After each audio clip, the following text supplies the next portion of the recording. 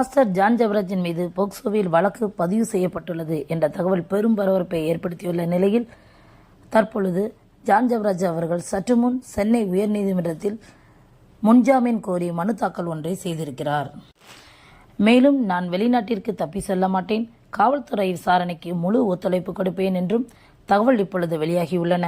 என் மனைவி குடும்பத்தாரின் தூண்டுதலின் பெயரில்தான் இந்த புகார் தற்பொழுது கொடுக்கப்பட்டுள்ளது என்று தெரிவித்துள்ளார். இந்த மனுவின் விசாரணை 15ஆம் தேதி நடைபெறும் என்று வெளியாகியுள்ளது.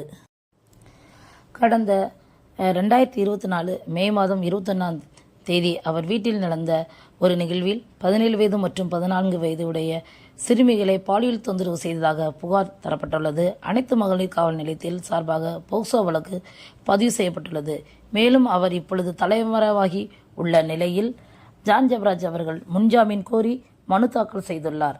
மேலும் நான் வேறு எங்கும் தப்பி செல்ல மாட்டேன், காவல்துறைக்கு என் முழு ஒத்துழைப்பை கொடுப்பேன் என்று கூறி தகவல்களும் தற்பொழுது வெளியாகியுள்ளன. இந்த மனுவின் விசாரணை வரும் 15ஆம் தேதி நடைபெறும் என்று தகவல் வெளியாகியுள்ளன.